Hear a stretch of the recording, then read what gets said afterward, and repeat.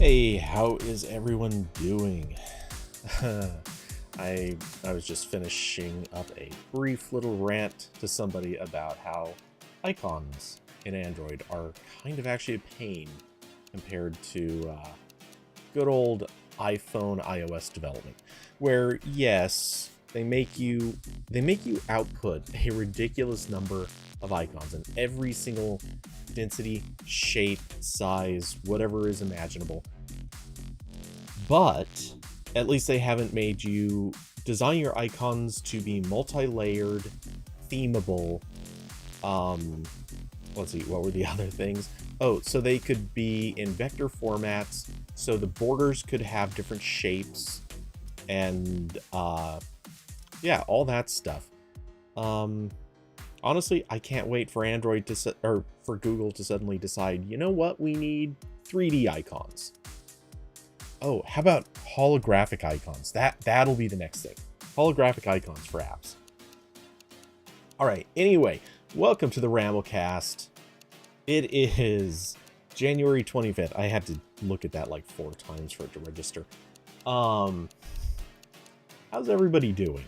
So there is no Corbin today. He is off saving the princess. But you have me. I'm here. And I did not even realize I had meant to be on this scene. Look at that. It's all me. Yeah, we're gonna hit the news stories pretty quick.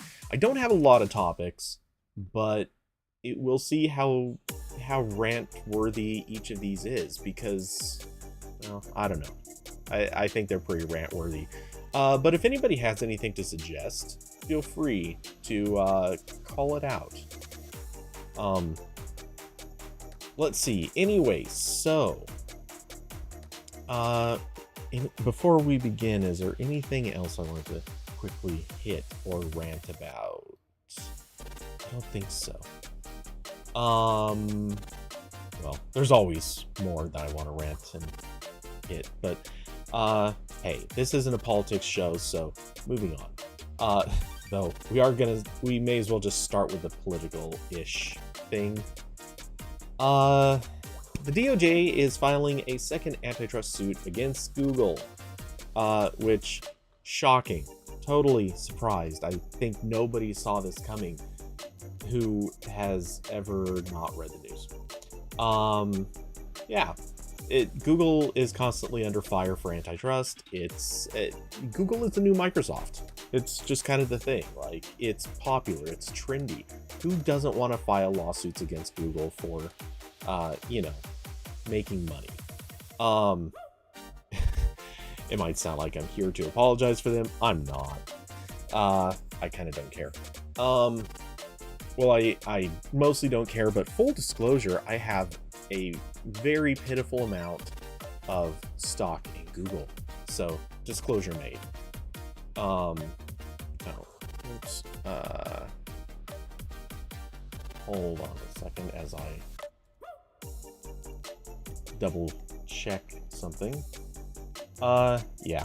My stock is very, very much, pretty much almost exactly where it was when I first bought in, which is less than a share. So, pretty irrelevant.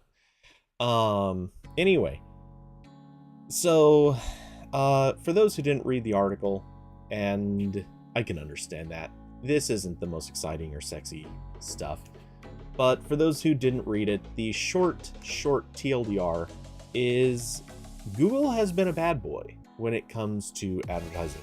They've been a little bit conniving and devious, and they spend a lot of money to basically push everyone else out of the market.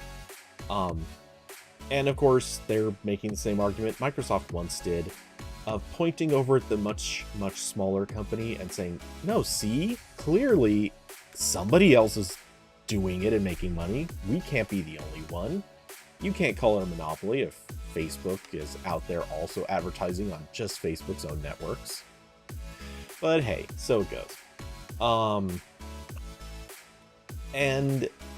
Essentially what the case against them aims to be is basically calling out Google's ownership of the basically end-to-end portion of the advertising industry. They are the company that sells you the ads. They're the one who shows you the ads, and they're the one who sells those ads to we'll say it sells those ads to websites to also be shown. So yeah, they control too much of it. They also control the selling process in many instances. So yeah, they haven't exactly been the best players in this market. Or one could argue they are exactly the best players in this market, which is the problem. They're really, really good at it. Except, ironically, they're not that great at it, because every website out there has complained, hey, we're not making the money that we used to, even though we're showing more ads. Could you maybe fix that? And somehow Google doesn't.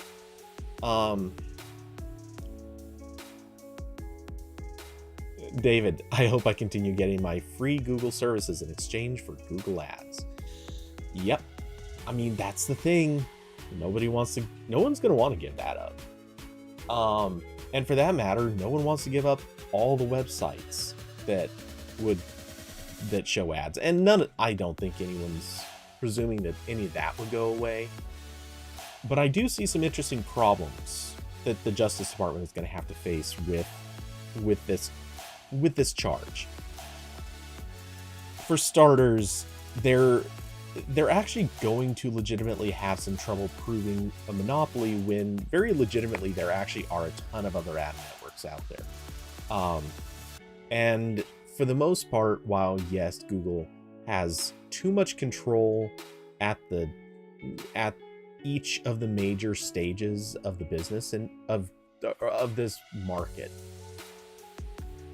the reality is there are a lot of competitors, and while a lot of them have basically called foul, the thing is, the ones calling foul are also a lot of the worst behaved in the industry as well. That's not exactly going to make them come across as good complaints against Google. If by some chance any of them are ever called in to testify, the reality is Google's going to be able to basically call each of them out as shysters, heinous operatives, companies that have very actively performed in bad faith. Not to say this is all ad networks, but holy crap, it is so many of them. A lot of networks, or a lot of ad networks specifically, operate in bad faith. So that's not going to be a great picture in a courtroom. But with that said, I think when it comes, in all honesty, I think Google is ultimately going to lose, and I have to air quote that because it'll be a technical loss, but it'll ultimately be a win, I think. I'll explain that. I think at the end, what's going to happen is Google is mostly going to concede some smaller aspect of the charges. In the sense that they're probably going to basically say, all right, there were a couple of things that we did that probably don't really benefit the industry, and we're sorry, we apologize. They were maybe not the best gotten gains. So this is likely to lead to Google basically compromising and probably saying, sure, we will agree to a couple of things. Basically, like, can we get this trial to go away if we agree to this, and this? That's where I sort of see this going. Which, again, technically means they'd be losing, but it would effectively be a settlement where they come out not really being punished too severely.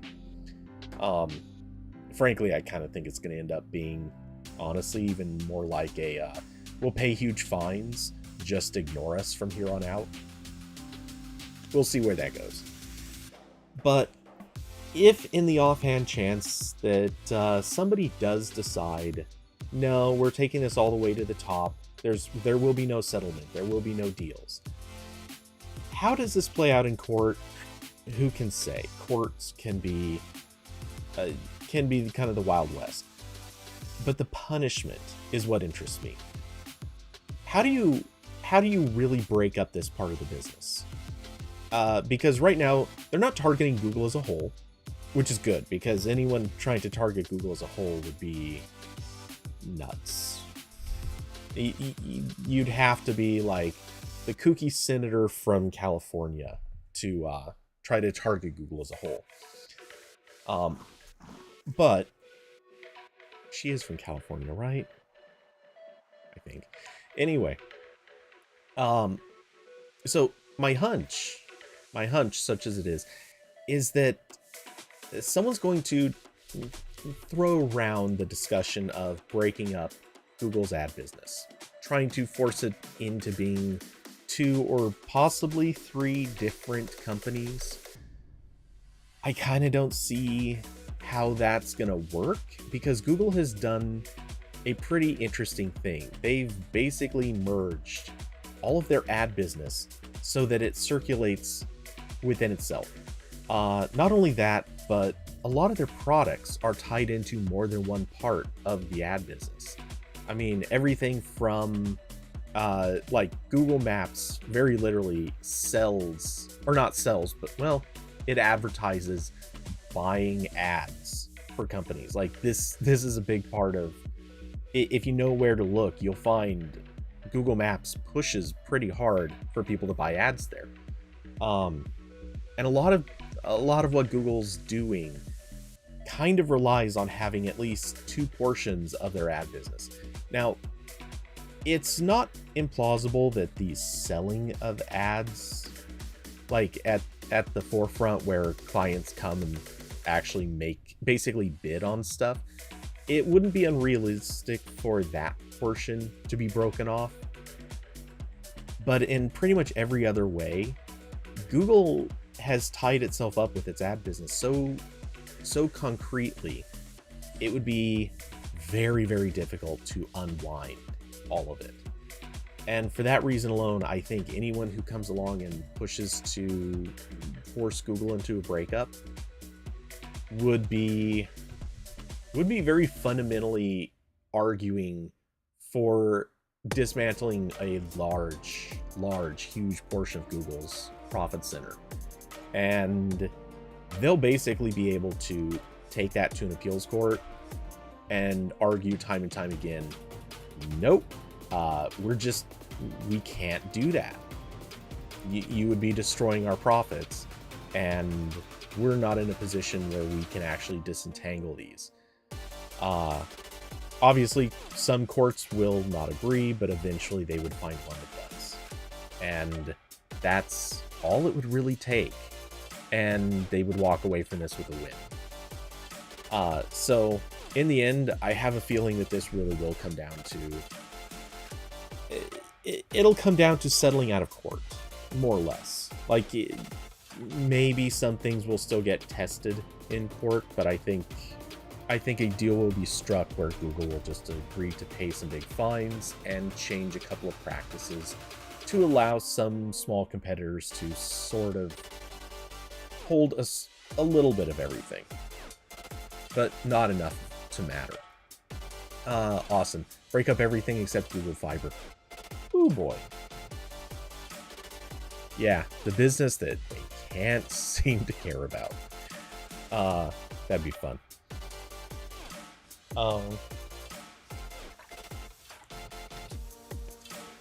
So, truth of the matter is,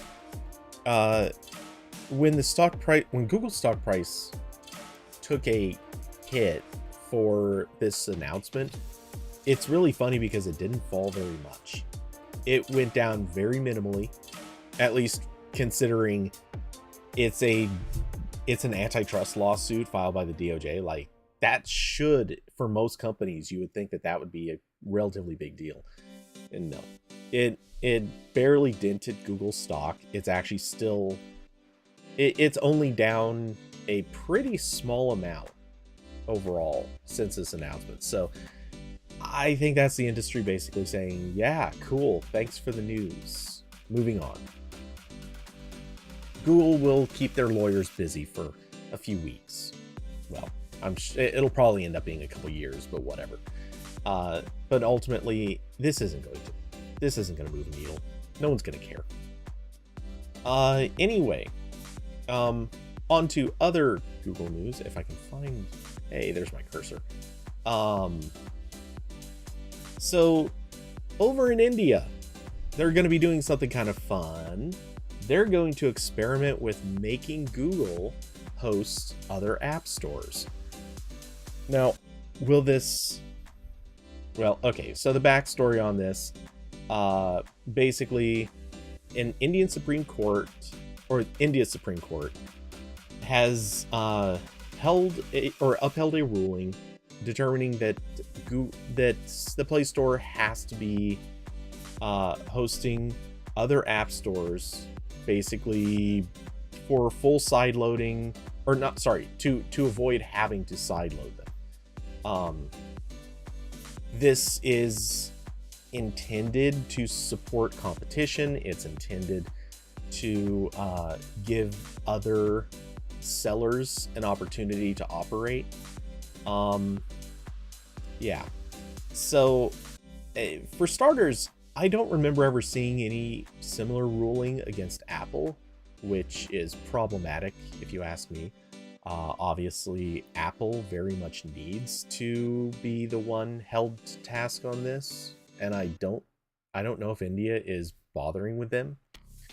But with that said, I do think that this is going to be interesting. So the ruling specifically prohibits Google from ever disabling side loading, something that I think most people agreed wasn't really going to be an issue. And it effectively forces them to host app stores that could have their own rules, their own quality standards, etc., etc. Obviously Google doesn't want to do this, and in my own opinion, they shouldn't. This is really kind of dumb, because any person is allowed to sideload an app store. There's nothing prohibiting that. You can at any time, somebody could go to Amazon, pick up their really mediocre app store app. Austin, I will come back to that. But yeah, you can at any time you want sideload another app store and use it on any Android device. I'm sure there are some Android devices that in some way, shape, or form block this, but that's down to those OEMs, not really something Google is responsible for. Where I struggle with this is this actually does impose some interesting support issues. It also imposes the possibility of basically forcing Google to enable scams. So I'm sure we'll eventually see some rules posted about this, sort of dictating that app stores have to follow certain guidelines. But in the meantime, before those rules go in place, I'm curious what would stop an app store from, let's say, posting itself not as an app store, but as another kind of an app that would enable, let's say, I don't know, claiming that it is a web browser, let's just say. I don't know.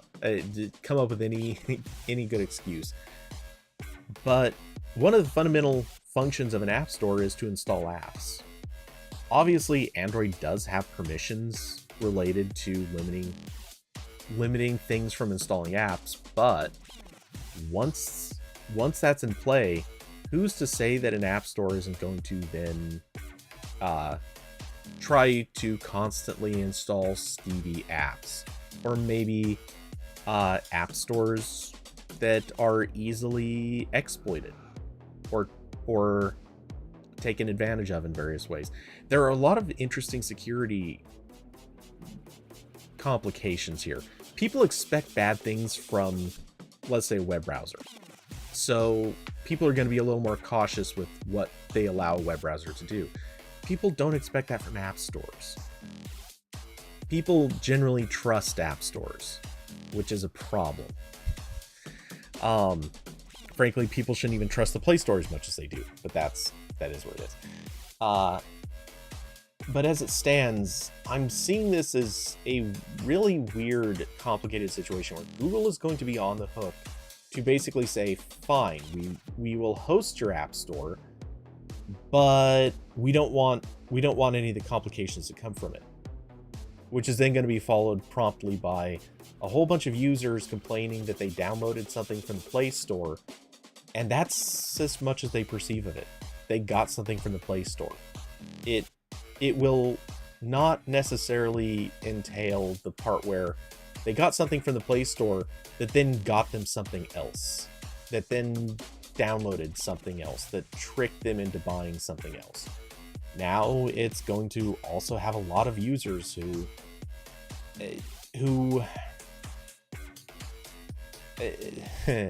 they're going to buy things off of these other app stores, and then they're going to be complaining to Google. Is this fair? No, obviously not. Is it something Google's bound to have to handle? Yeah, it happens all the time anyway. But India just basically made them deal with a lot more. India is basically creating a new expense for Google, while also taking away some small portion of the money that they were making off of this market. Now, to Austin's point, Apple has like a 3% market share in India. Who cares? Somebody should be suing them in a country where they're going to lose. And frankly, the smart play, if somebody else wants to force Apple into this, is to sue them in India. Because now that India has decided to uphold this issue with their Supreme Court, the likelihood is someone else can walk in and basically file a case against Apple. It would have a pretty much instantaneous agreement that if the law applies to Google, it has to apply to Apple too. And this is the classic, once it happens in one place, it usually happens everywhere in some way, shape, or form. Obviously, it won't be total and complete open to everyone everywhere, but it would open the floodgates. And also, in a lot of other countries, once they see something forcibly made legal, it usually then gets persisted elsewhere. Oh,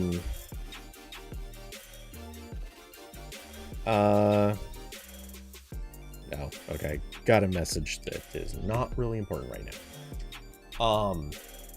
So yeah. Let's see. And according to this article, the company has 7 days from the point of the ruling on January 19th to comply, which means tomorrow. In theory, Google will have to start letting in other app stores tomorrow. And given that India is 12 hours ahead of us, 10, I don't know, something in that neighborhood, or at least ahead of me. Yeah, that means pretty much before I'm done streaming, Google will technically be obligated to start supporting this. Though I suppose that's probably by end of day, but whatever, you get the point. Let's see. So, this could be interesting though. I'm kind of looking forward to there being some interesting news that comes out of this. But we'll see. So, by the way, hello to Diablo, Austin, David, and I saw someone else pop on for a second. I'm not sure who though. How are you guys doing? How are your days? Okay, let's see.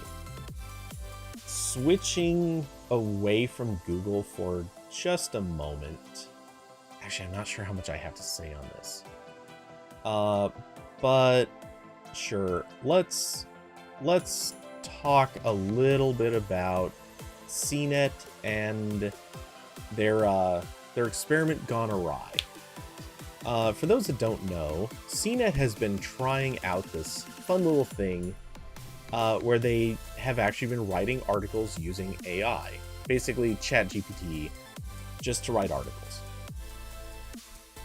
The articles are generally credited to CNET staff as opposed to having a actual writer's name. And as it turns out, they've actually been doing this for a pretty long time, since actually a while before ChatGPT ever came into the public eye. I am blanking on the name of the bogus company that they were doing. Sorry, it's... Well, Red Ventures is their parent company. I'm trying to think. Did they have a separate company for this? I don't remember now. Anyway, so with CNET's basically business-oriented site, they've been publishing generated articles for, I believe it's close to a year and a half. And these have basically been a lot of garbage. Since they've been re-examined, there have been countless stories or articles that have been published that actually contain information that is either completely wrong in some way that is just outrageously false, or they have included very bad advice that would be harmful if anyone acts on it. And at least in a few cases, advice that would be illegal if anyone were to act on it. So, CNET not doing the greatest stuff here. Kind of doing bad things to your readers. Yeah, no. Not the smartest play. But, yeah. Anyway, so they have since announced... Well, okay, so catching up a little bit more. In more recent times, they announced that they were going to start publishing articles completely written by AI generation tools. And this was an experiment. Their goal was to just see what would happen. At least that's what they said. Obviously, the goal is to pay their own writers less and create a bunch of garbage that just ends up on the internet, and no one will know what is actually true and real anymore. It will just be crap written by a computer, or regurgitated by a computer. Oh yeah, and also, well, I guess that's the segue into the actual new news. But after examining many of the articles that were published by CNET that had been generated by AI, it turns out they are grossly plagiarizing other articles.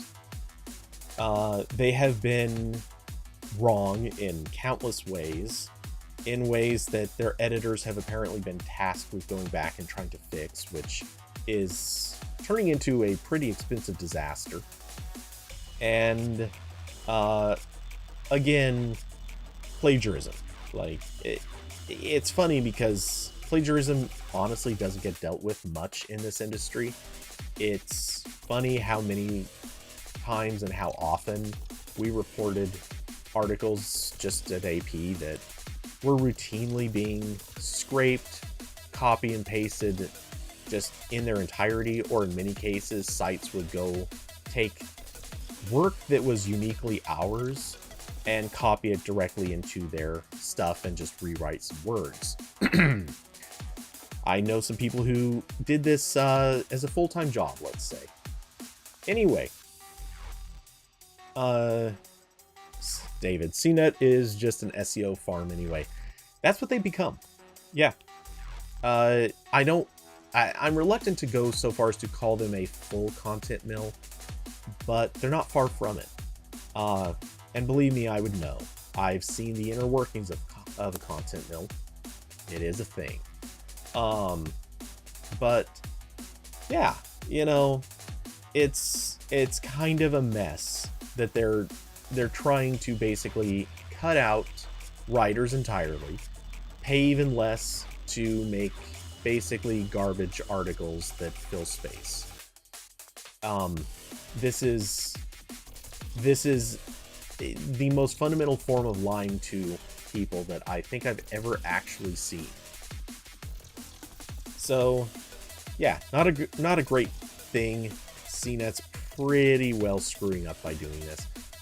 And as a result, they have announced they are going to pause the act of publishing AI written articles. Now, it's clear from the fact that they're saying pause that they don't intend to actually stop. They're just going to take a break until presumably they either work out a workflow, I'm assuming, so that they can have the article generated and then just hire a few people to do fact checking. Possibly pass it through editors whose job becomes to filter out the garbage. But I have a feeling nothing is really changing here. This is just going to be a few months delayed before CNET resumes this process. For those who care, you can dig deeper into this. The Verge has been rightfully harsh on them in all the ways that are completely justified, but yeah, it's a mess, and CNET kind of deserves to get raked over the coals. Unfortunately, I don't think they're going to get dragged enough, which means that they will definitely just resume doing this at their first real opportunity. So with that said, I also have to come to not an admission, but a condemnation. There are so many sites now that are hiring amateur writers who don't fact check anything, and the business does not endorse fact checking. Most businesses, or most of the sites posting articles right now, for the most part, they are awesome. The Verge is waiting for their PC build tutorial to blow over. You know what? For starters, I'm gonna say yes, that's true, but I think that's why they're taking their shots at CNET now, and have taken shots at a few other companies since. Because look,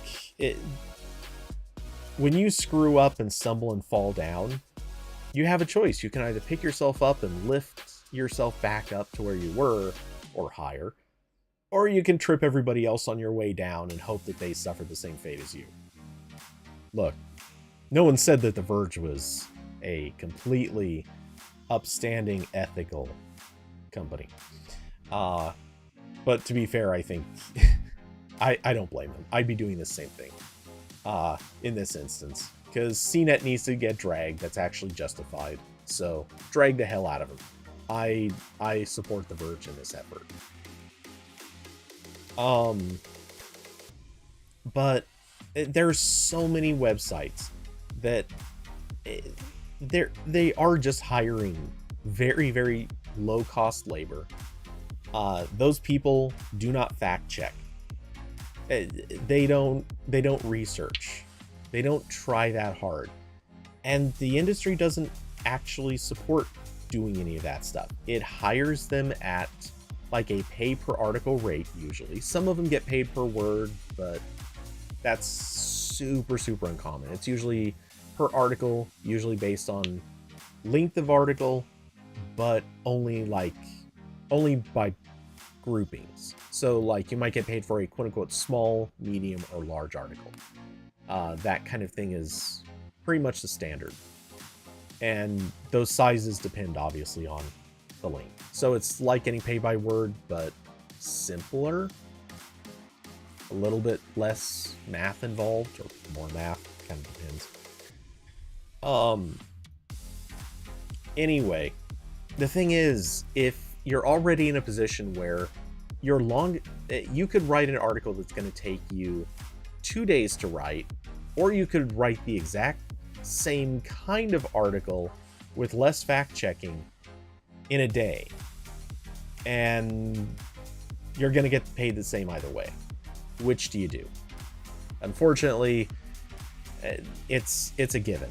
You're going to choose the path of least resistance. You're going to choose the path that makes money for you. And that's how this industry works, unfortunately. Which is why most sites are already producing stuff that really isn't much worse than what CNET was already shoveling out. It's just CNET did it without even paying employees. Those other companies might be paying employees, but it's not like they're producing anything good. Awesome. Tech blogs are all but dead in terms of useful, informative content. Well, golly, what could possibly be at that? Oh my! The link is shortened in the chat, but holy crap! Yeah, this perfect example. Flawless, brilliant example. Yeah. Good job, guys. Though, to be fair, this is editorial.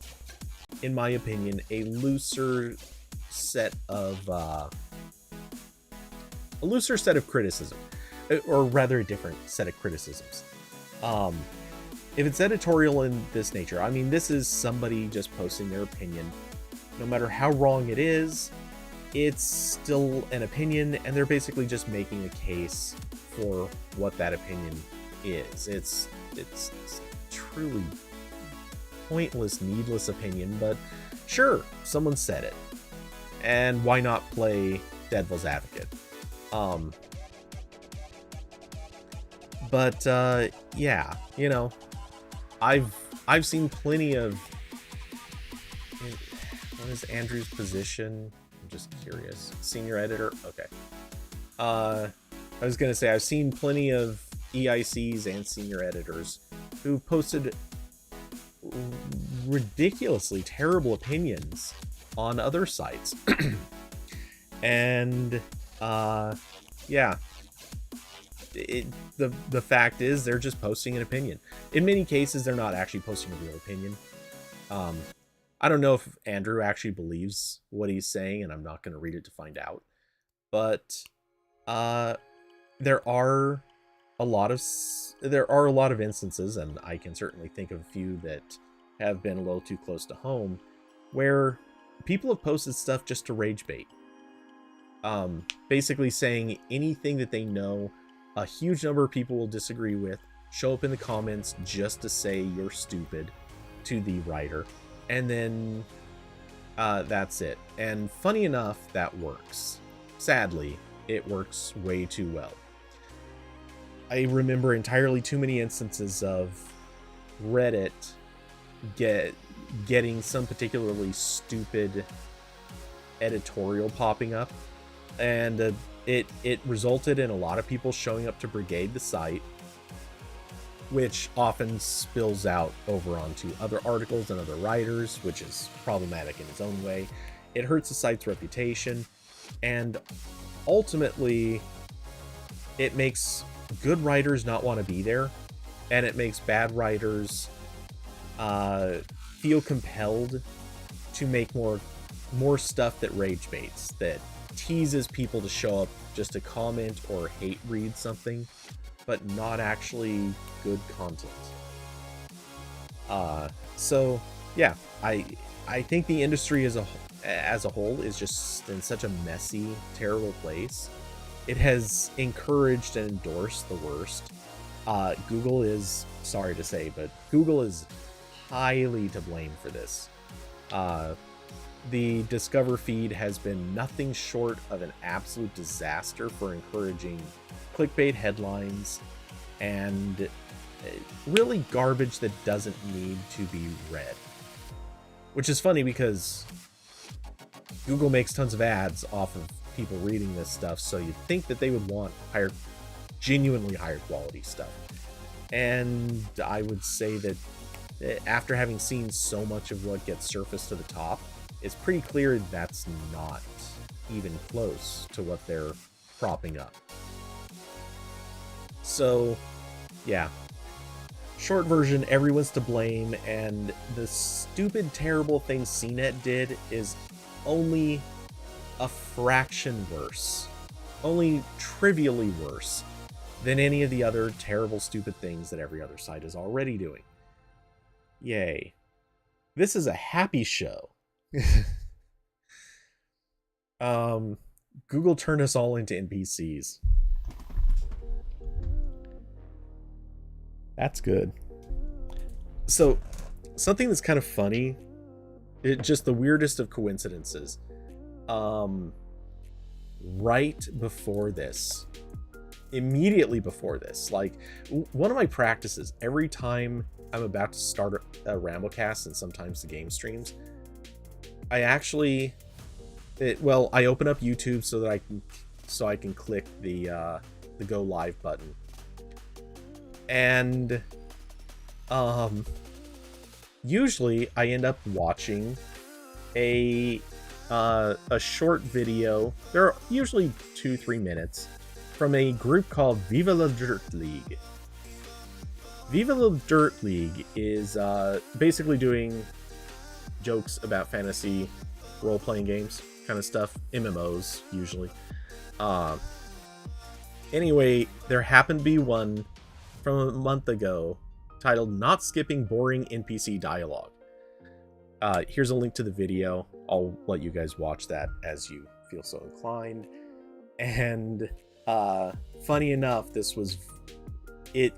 there is a ever so slight tangential link to what you just said.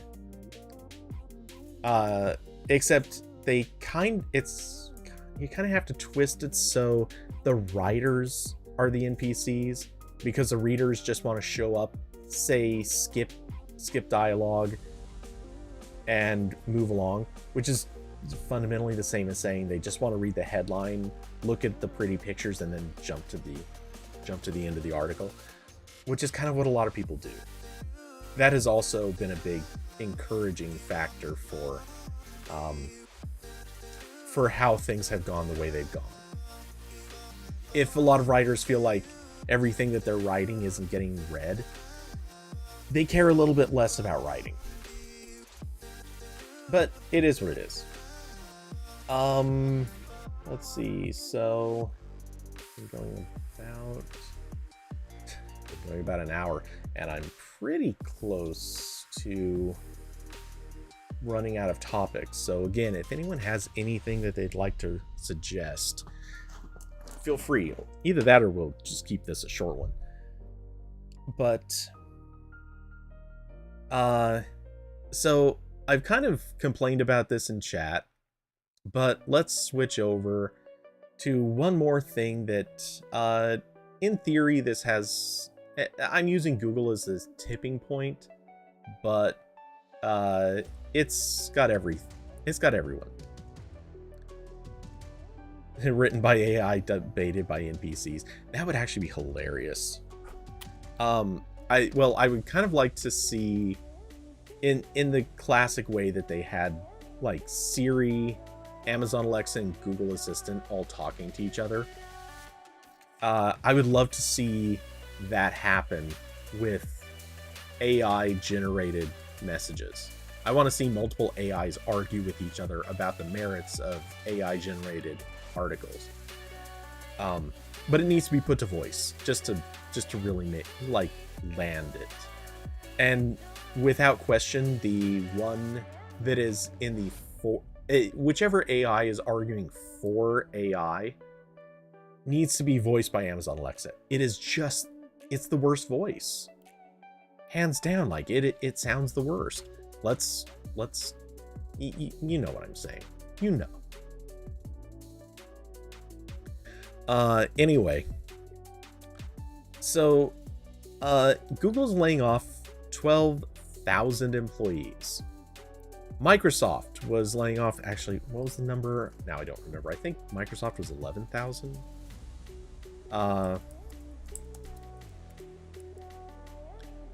Let's see. 10,000. Okay. They're dropping 10,000.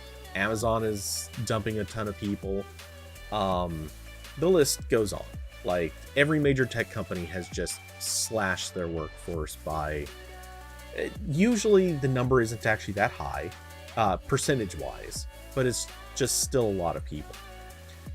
And as most people know and recognize, this is not just developers. In fact, from what I've heard, outside of Google, most of these companies actually aren't losing too many of the developers, but they're cutting a lot of other roles.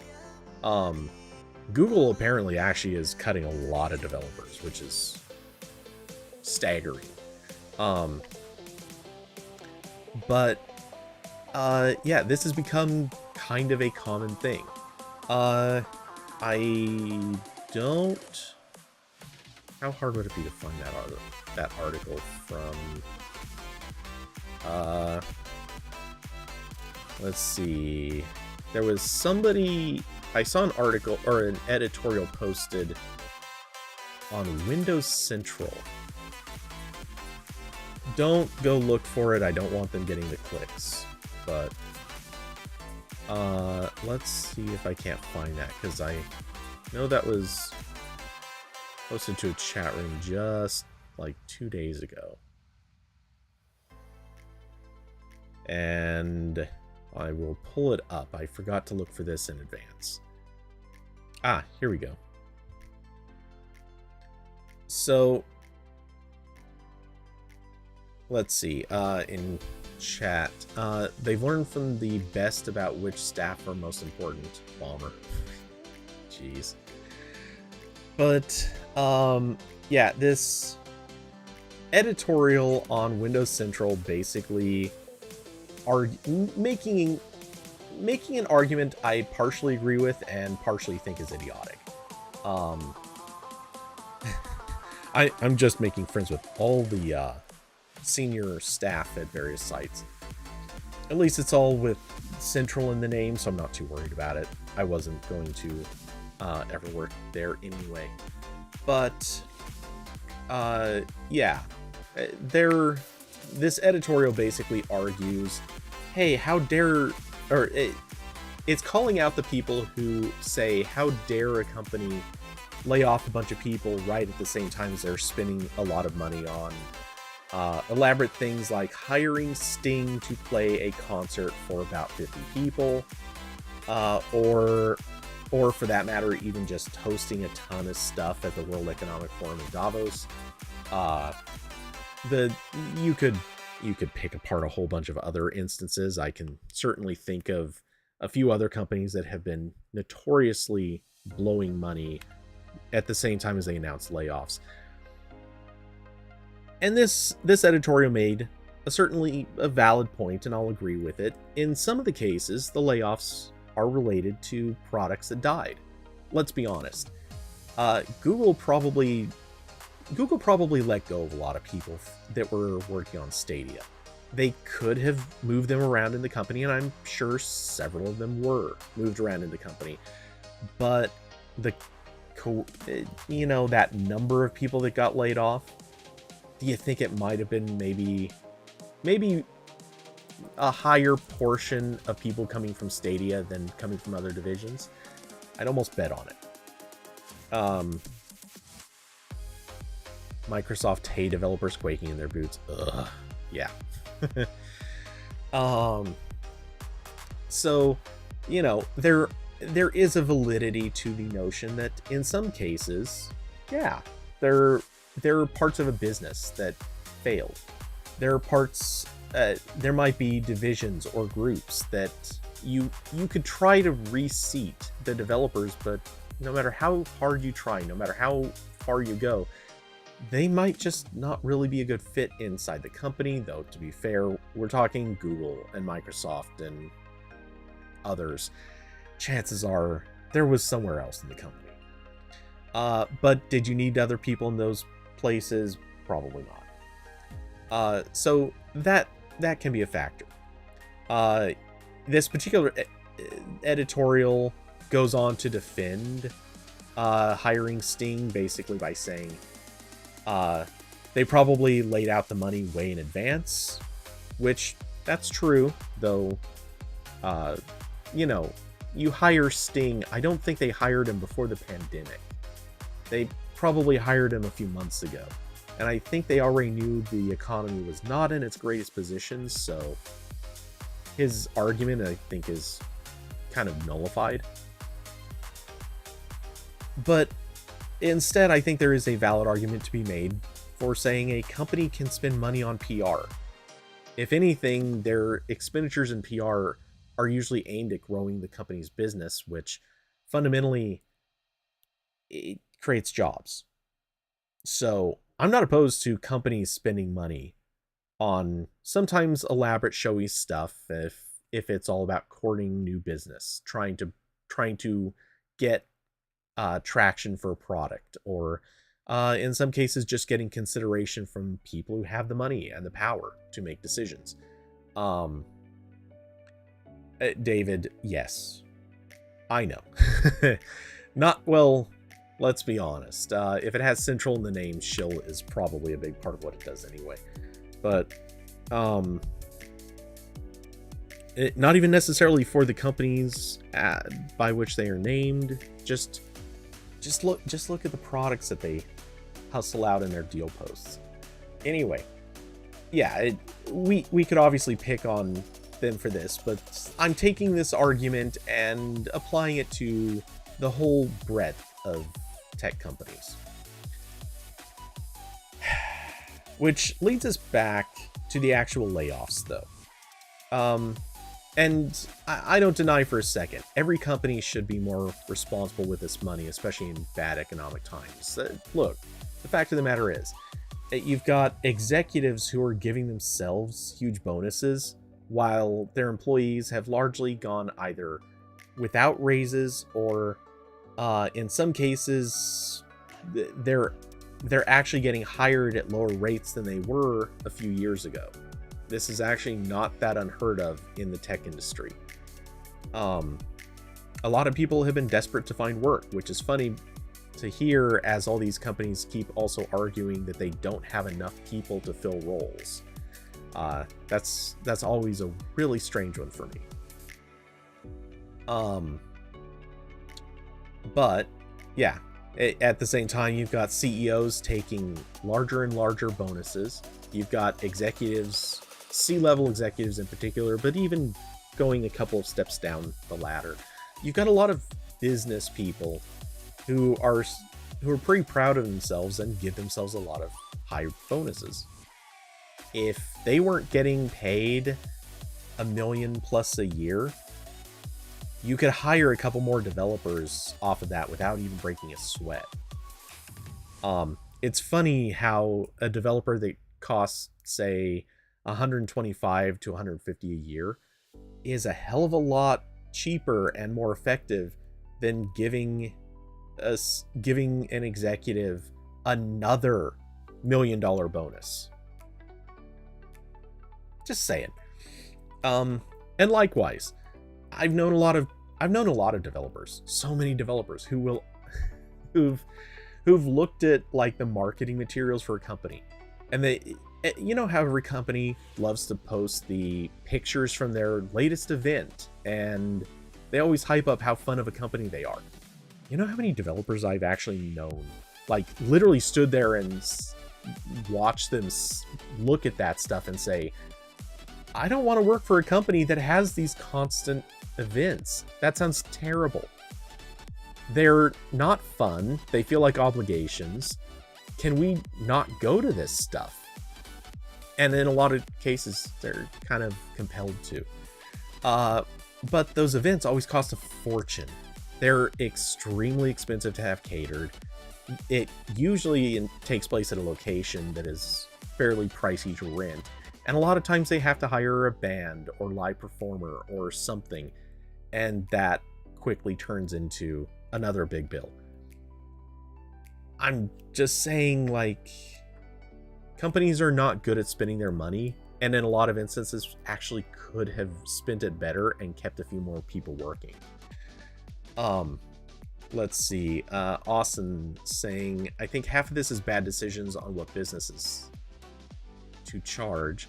Oddly enough, a few tech companies got too competitive and lost sight of potential profits. In some cases, yes. I don't. Obviously, that's always going to be the truth. There's some who are going to be too optimistic with what their business model is. There are some who don't really have a business model. They just want to do the build users quickly and like make users dependent on your service, then find your business model later. There are obviously a lot of companies that, or at least individual products that are built on kind of the ideology that they can charge very little or a lot for a product. And it turns out that either one of those is very much the wrong choice. Either it's not profitable enough per sale, or it's too expensive for the market to bear. I mean, we've seen all of it. Every one of these is, well, honestly, every one of these is a regular complaint about something Google puts out. Or in some cases, a complaint about what some other company puts out, certainly. But I can think of so many Google products where the complaint is either, wow, this is so much more expensive than it should be, or more expensive than everyone else charges. Or someone points to something like a Chromecast and goes, man, it's technically competitive, but they're not charging enough for this to be a business that they're going to keep active. But yeah, or Amazon's also pretty bad at this. Anyway, Hoopy, but if Microsoft doesn't give their VP of marketing and HR another $2 million bonus, they might go work for Adobe instead. Hey, for what it's worth, I think Adobe is feeling the pressure. I could be wrong, but based on all the emails that I've been getting from Adobe since I closed my subscription, I don't think Adobe is without a pinch. Because holy crap, it's like every couple of days I get another please renew. We're begging you. We will give you deals. We don't want to lose you. We love you. We'll even buy you a drink. Come sit down at our table. Yeah, Adobe thirsty bitch. Anyway. So with all that stuff aside, coming back to the layoffs. Something I said in chat a while back, and I stand by this. I think it is the absolute dumbest strategy right now to do a layoff. To at least to do a big layoff. Hoopy, Adobe will do literally anything to keep your business except make our software or business model better.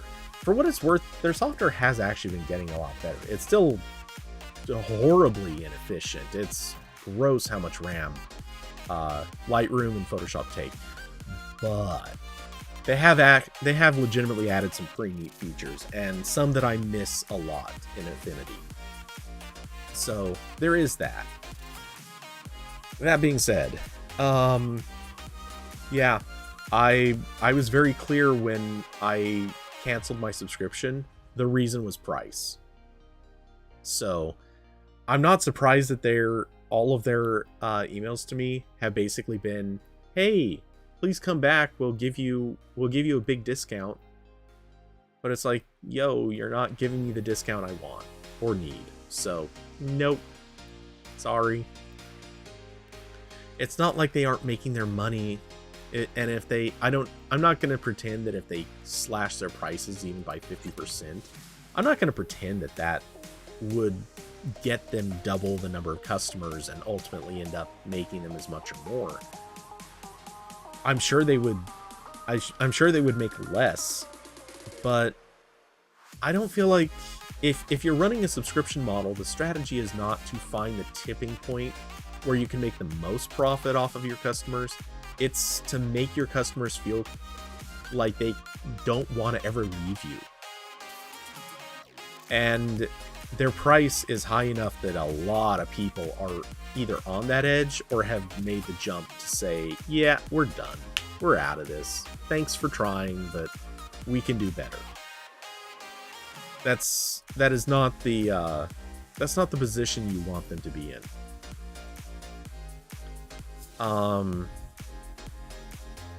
Anyway, so getting back to the thing that I started talking about a while back. So I think it's a huge mistake. Oh, wow. Whatever just happened to chat in the video feed, it just went bonkers as a whole bunch of messages caught up all at once. I'm guessing Streamlabs is kind of running like Twitter. They're, all of a sudden, stuff just breaks, and breaks for a while.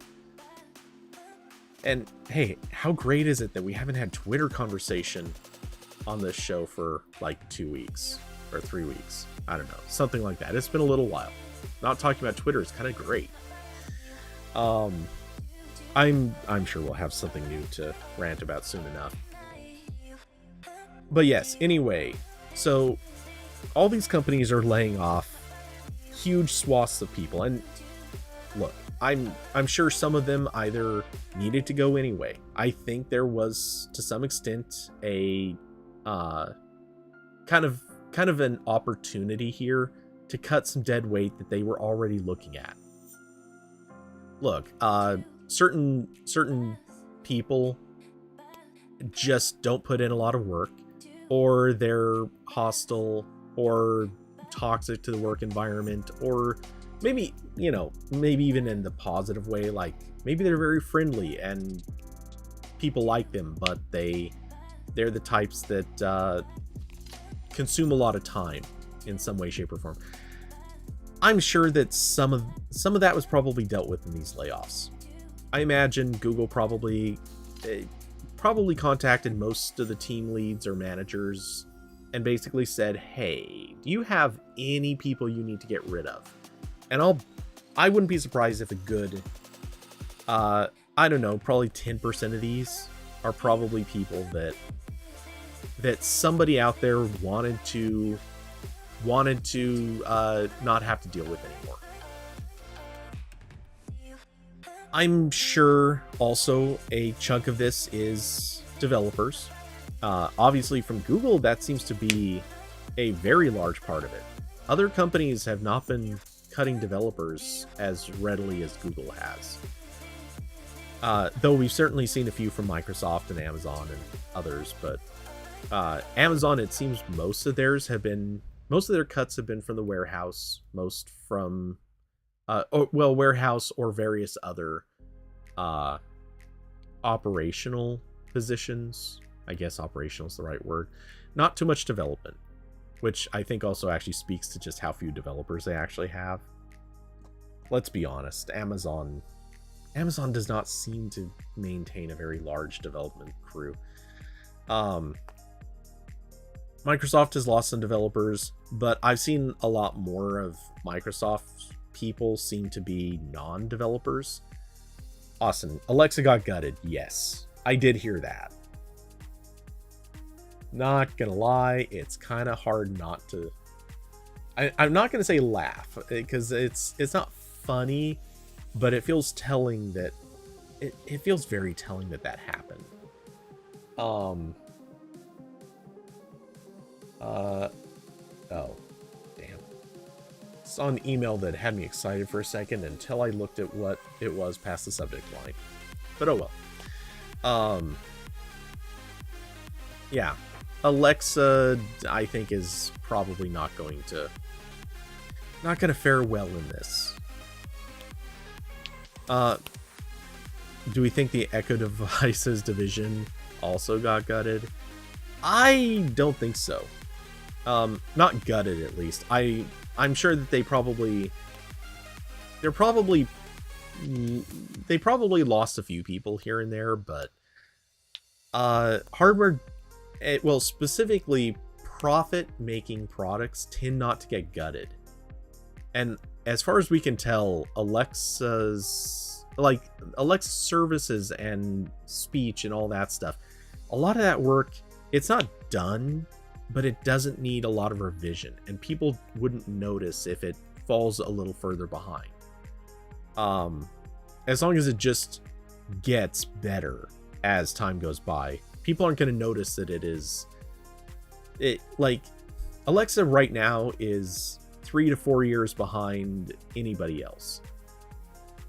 In a couple of years, no one's going to notice if it's 5 or 6 years behind, because it will have gotten some improvement. It just won't have gotten as much. With that said, then you switch to the Echo devices, and it's something they sell. Products usually don't get cut unless the product itself is not making money. So I bet they probably dropped 1 or 2 people here and there, but I don't think that they would have significantly slashed the Echo team.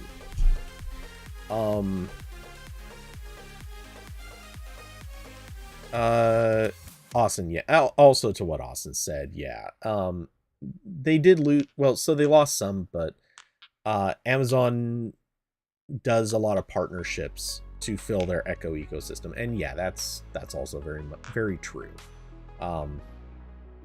But you know, they still have first-party Echo devices, so I'm sure that those are still getting treated to something. I just wouldn't bet on, or rather, I'm sure that they lost a few people, but still have most. It would be weird if they killed a thing that is making profit, unless they think that they can make a lot more profit just by letting partners ship Echo stuff, which they could. Or, well, I say Echo stuff, but I mean Alexa. They could be, but I don't think they would make as much money, and that probably it probably would leave them hanging a little bit. Anyway, the thing is, I think these layoffs are a mistake. Because obviously they're really good for stock prices. Google stock went up actually pretty significantly as a result of their announcement that they were going to cut 12,000 employees. But that stock also went back down a little bit after a DOJ lawsuit was announced. Not as much, but it did go down. And other aspects of Google's business will eventually result in bad news. And having laid off 12,000 people is a very short-term boost in stock value, and not even that much of a boost. But in the end, what is it actually earning them?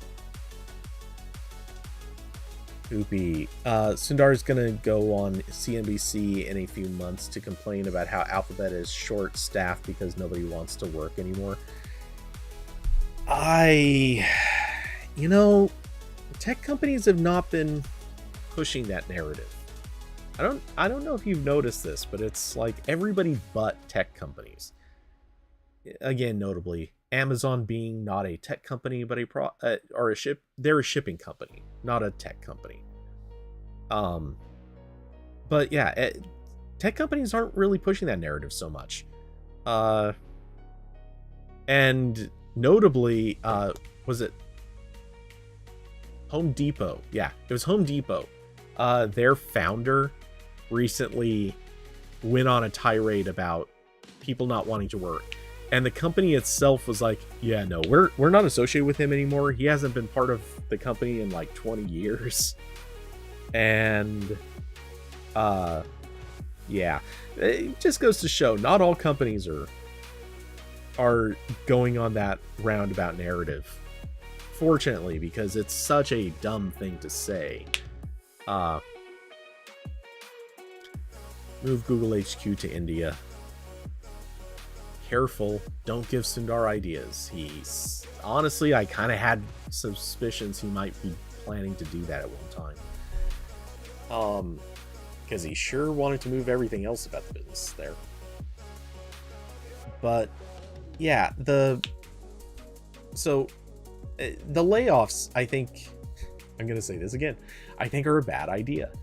What it comes down to, in part, is they basically just told investors, hey, we're going to save some money by producing less, by doing less work, by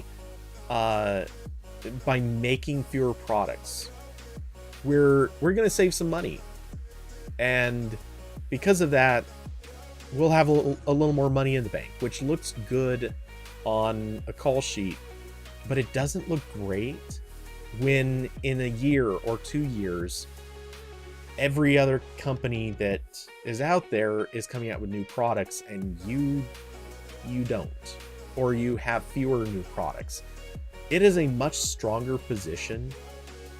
Frankly, if I were in this position where I had a war chest the size of Google's or Apple's or any of the other big tech companies, because they all have giant war chests ready for just about anything, I would be taking this opportunity to scoop up. Obviously, heavily interviewed, because a lot of the people that were laid off definitely were not the highlight workers. But I would be trying to scoop up all the best people that I could who are all hunting right now. And I'd be building new products. I'll tell you, to investors, I would be saying, hey, we're getting new people who are not costing as much, and they're all really good, and we're going to build new products that target both an economy that is in trouble, as we are now, and the economy for when it gets good again. Why is the YouTube dashboard... Okay. Looks like it's fine. The video seems fine, but the YouTube dashboard was showing me that the connection was breaking. Anyway. I know not all investors would buy into it. They wouldn't be happy with it, but a lot of investors would look at a statement like that, a company saying, we genuinely think that the best move right now is to build more.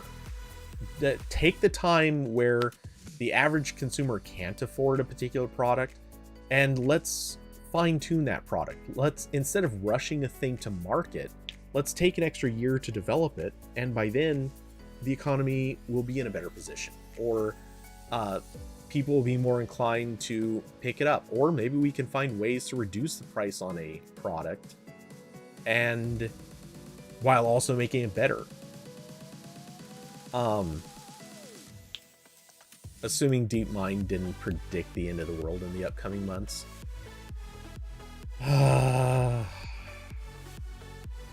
I've got like 6 different jokes all swimming around in my head, and I don't want to make any of them because they all sound too politically charged. But I'll give you a hint. One of them has to do with people who believe in angels, like real angels, and Elon Musk. Many of my jokes involve both of them. Not together, though I might be cooking up one that involves them together. Anyway, the answer wasn't 42. The answer, we'll see. Oh, Hoopy, you evil bastard. Anyway, So, uh, I have sidetracked so much off of this original point, but yeah, honestly, I don't think there is any way that it is a good strategy to be cutting a ton of people. In part, the companies are showing weakness by doing this. Like, this is a perfect time to say, we're not afraid of a bad economy. We can become stronger in a bad economy by keeping our people. Not seeing denial. Is that what you want? Do you want me to deny Elon's sainthood? Wait, no, not sainthood, but holiness? Would that be the right word? I don't know. I will not deny his holiness. He definitely has a few extra holes in his head, and he won't stop talking out of any of them. Anyway,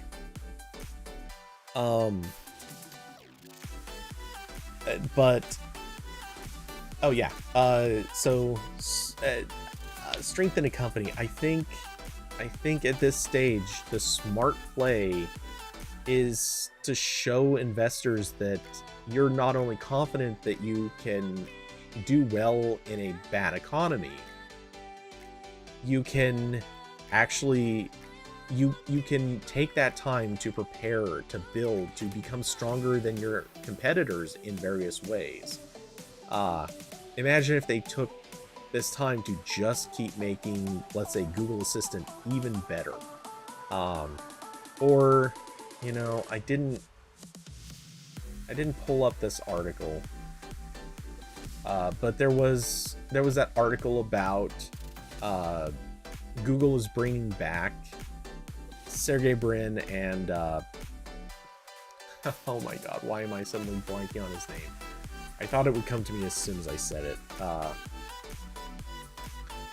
Damn it. The Trey Parker of this South Park situation. Larry Page, thank you. Yeah, the story that they're bringing them back so that they can work on a ChatGPT competitor or clone or something like that. Yeah, this concept that somehow they need to bring back two guys who've never studied AI, at least not to that extent, so that they can work on a project that is probably just for show.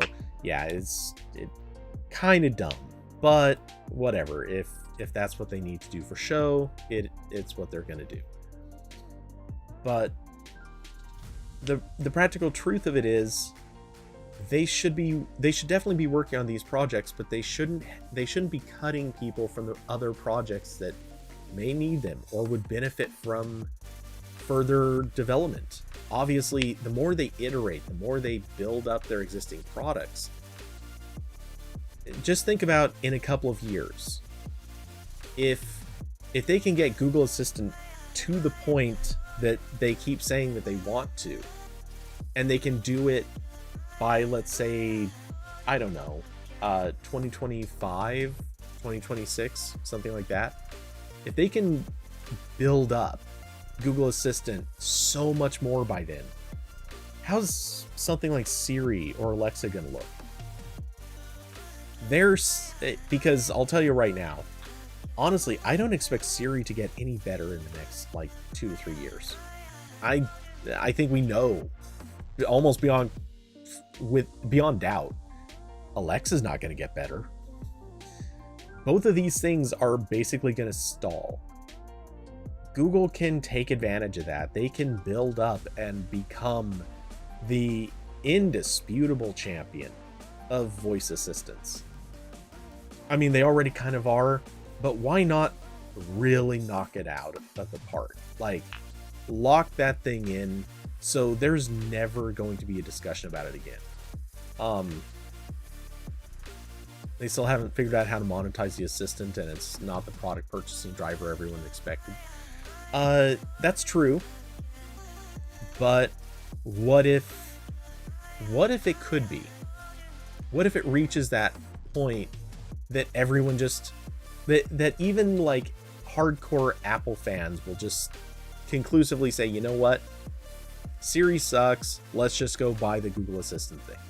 And same with Echo fans.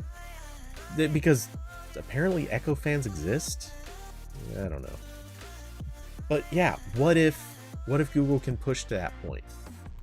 How about developing things that could be possible massive game changers for Android or even Pixel phones? Why not put more effort and more work into developing those really big killer products? You know, it costs money. That's not great. That's not fun. You don't want to be blowing tons and tons of money on projects that might not pan out. But it's a good time to try. Because what's Apple going to be doing for the next couple of years? They laid off some people. They're going to keep iterating the iPhone. They're going to keep dominating in the processor market. But are they going to be working on a lot of other side services? Probably not. They're not going to be working on a lot of their, like, throwaway projects. I have a feeling that we've seen the last update to Apple TV for a pretty long time.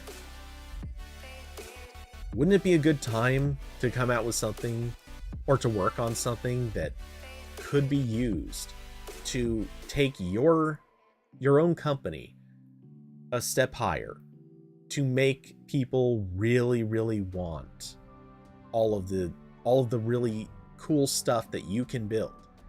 That's the point. Just because you're at a disadvantage now and someone else might have a lead, it doesn't mean that when everyone else is tightening their belt, you can't be there spending just a bit more and saying, you know what, let's take the other path. Let's try to unseat the champions, or let's try to give ourselves a conclusive victory instead of just simply being in the lead. That is a power play for a company. Instead, you've got them just doing a thing so that they can boost their stock value for a few weeks. I mean, it looks nice on the general ledger, but this doesn't matter. They didn't do something that's going to really help the company. They just did something to make investors a little happier.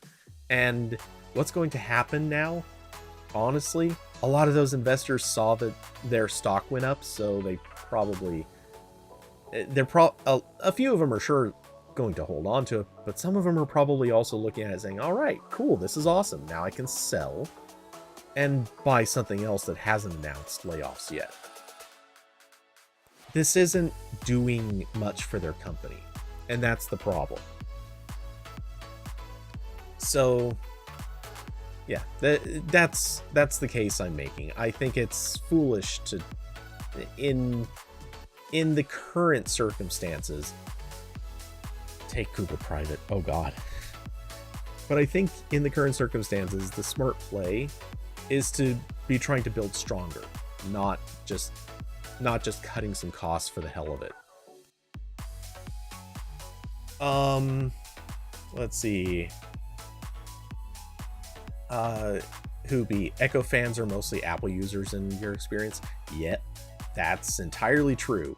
Almost every iPhone owner I know has Echo devices, whereas most Android owners, they tend towards Google Assistant for the logical reasons. The fact that Apple can't seem to win with Siri is pretty damning of Siri, and I think more damning that their HomeKit. HomeKit just doesn't work on enough devices. They screwed up with HomeKit. It is what it is. But why they would switch to Amazon, I can't even imagine. That is just you.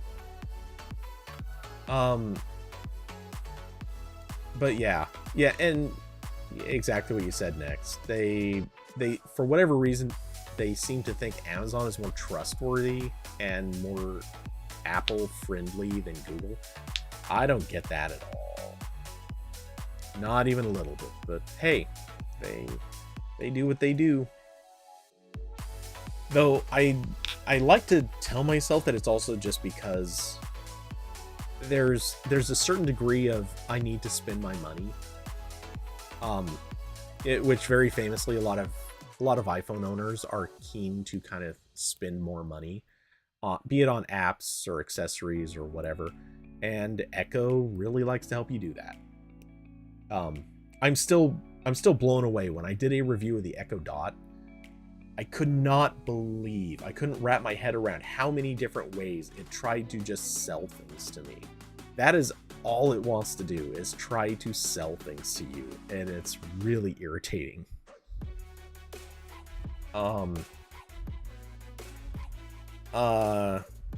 Let's see, Hoopy. If the economy truly crashes, Apple will go into hibernation like Negrathea from the Hitchhiker's Guide.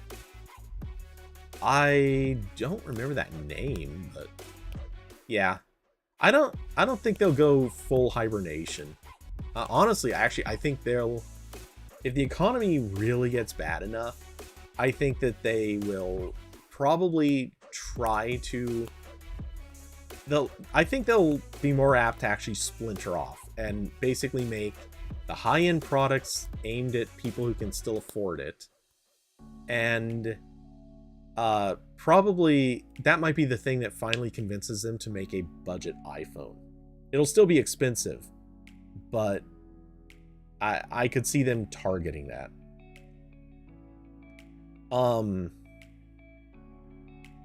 They're following the predicted money path, which is still AR glasses. I know that that's the big talking point with them. Honestly, I just don't see it. I don't see it happening this year. I know it's only January, but I feel like they're either going, I don't think they're going to cancel it. I just think they're going to keep pushing back a launch date. Now, that's not to say that they might not come out with like a developer version and like a public developer version. Think Google Glass, kind of like that, but maybe not invite only. I could see them doing just kind of like kind of like what they did with that Mac Mini that was an M1 Mac Mini. I could see them kind of releasing a developer hardware tool at a very high price, and the idea of this would be to give people something to start building apps on, but it's not intended to be a product for the public. I sooner see them trying to do that, because I don't feel like Apple's in a position that they're going to make a truly compelling experience off of AR glasses yet.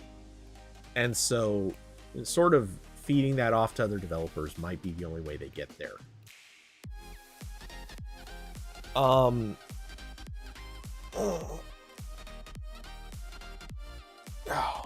Had to stretch. Hoopy.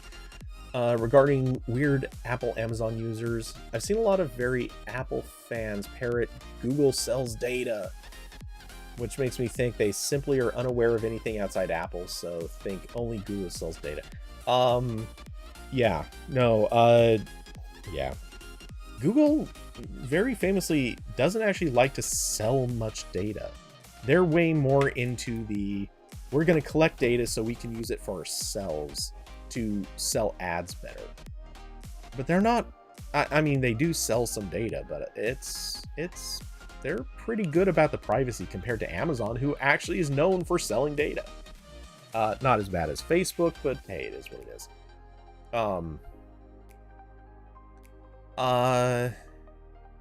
Megathea, a planet-wide company that manufactures custom planets for the ultra-wealthy. Okay, I had forgotten about that, man. It has been too long since I've read those books. I gotta go back and do another reading. But they put all their staff in cryo sleep whenever there's a recession instead of helping recover. Now that actually checks out. Amazon makes money from selling things. Google makes money from selling data. so we can trust Amazon more. Such a naive point of... yeah. As you say, Google is more against selling data than most. Yeah, I mean, you know, historically, like, you can't find a whole lot of instances of Google just outright happily selling data. They just want to be able to say, we know everything about you so that we can advertise to you better than anybody else can. That's been their business model for years. And they've been good at it. They were the ones that made targeted advertising a like truly viable part of the market. So yeah, but you know, I'm not gonna like hammer on Apple owners here, but there is a certain degree of, or there's a large pool of them that have just decided to shut out all news and information that doesn't gel with the narrative that they like. Not like we haven't seen any other groups that think this way or behave this way. No, this is unheard of. But you know, it is what it is. Poopy. Amazon makes money from selling things. Google. Oh yeah, okay. You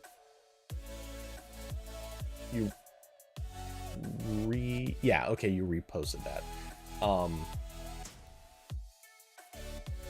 But yeah, it is dumb. But hey, it's the way it goes.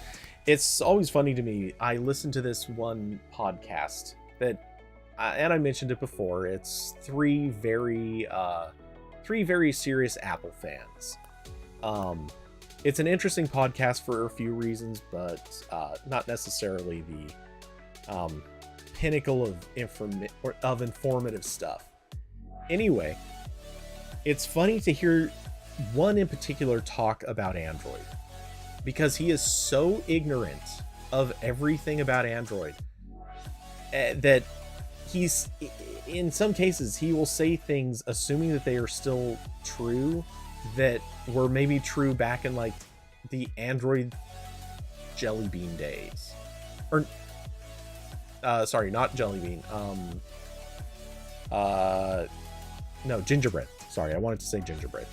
Like, he still believes that a lot of things are true that were like weird rumors and stuff that people just make up. Yeah, his listening to some of the stuff he says about Android is just comically naive and clueless and ill-informed, or just outright uneducated. But you know, that's where a lot of them get their information, is people who don't bother to learn and never watch keynotes. They don't try products, and they don't have an interest in doing any of that stuff. Like, you know, it's one thing if you don't try something because you can't afford to buy the latest iPhone every year or something like that. It's a different thing if you're sitting there saying, yeah, I just don't want to try it, but I will tell you all about what's wrong with it. And yes, I know I have bashed on plenty of things out there without trying them, but believe me, it comes from the place of thinking it's a wholly bad product category for reasons that have nothing to do with the actual quality of the product. At least usually. Don't get me wrong, I will bash on LG all day long because they deserved it. Anyway, yeah, I'm out of topics. So, I will give a moment for others, but cough Chrome OS. Okay, that's fair. But I would argue that my disinterest in Chrome OS is fundamentally based on the things other people who have used it are saying, and a lot of my opinions are specifically crediting other people for what they've said. And the rest of my opinions are based on, hey, here's a bunch of stuff we actually know Chrome OS can't do, or it is definitively bad at, for reasons that they themselves even have to admit. So I feel like, justified. And yes, I see the /s, but I'm gonna take you seriously. But yeah, hey, it's not like there aren't plenty of ways in which I'm a hypocrite. But I'm going to defend at least that one. I just see no point in it. Can't play games, can't run most software.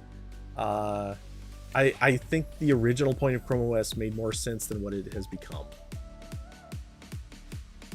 A dumb terminal is always a good thing in the world. A dumb terminal that has opened itself up for trying to be anything but a dumb terminal, not the greatest thing in the world. Oh, okay, so I know that this is a short one, but I think I'm going to close it up and try to get a few things done. Particularly at the moment, I'm digging further into Kotlin, so who knows, I will probably be throwing together an Android app soon, maybe, or something else. We'll see. This weekend I expect to be gaming. I don't see any reason that'll go any other direction.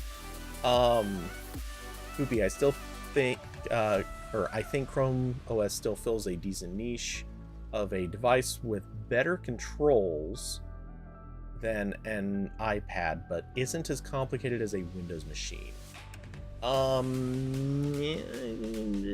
For cost, maybe.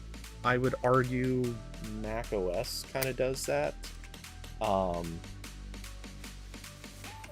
Or frankly, there are even ways to customize Windows that would sort of also do that. But sure. Yeah, factoring costs makes sense. Though, I have a feeling we might not be too far away from Android tablets that also fill that niche. We'll have to see if Google figures that one out. But let's see. Yeah, I should be gaming this weekend. So nothing changing there. Poopy says, oh, Kotlin. So I actually did learn a bit about Kotlin a while back. Not a ton, and I've obviously built Android apps in Java, like dozens of them. But yeah, I'm trying to dig deeper into Kotlin to possibly use it for some multi-platform stuff, maybe other purposes, we'll see. Possibly trying to get contract work or regular work as an app developer, we'll see. Things along those lines, never know. Something of a Kotlin expert. Austin, Flutter will have WebAssembly support. Will have. Interesting. But yeah, I don't know. I've known for a while that I should tinker with Flutter, but I just cannot get motivated to try it. I can't explain why.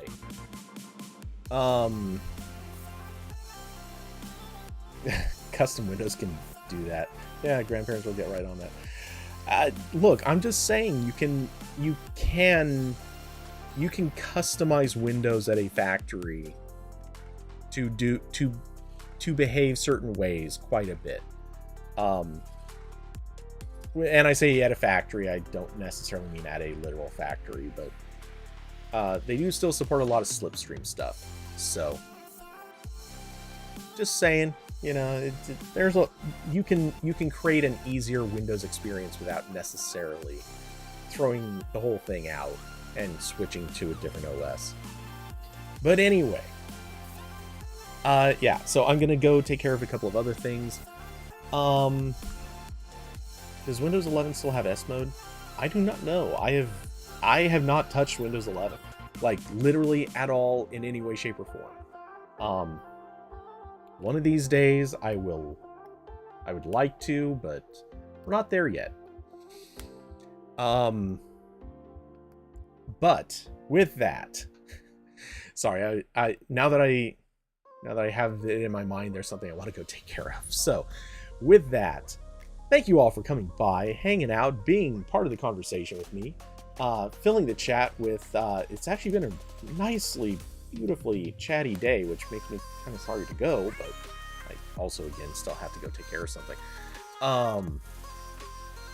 So I hope to see some of you back this weekend.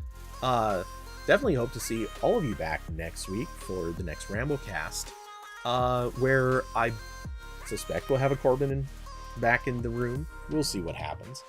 But with that, I hope you all have an excellent rest of the week.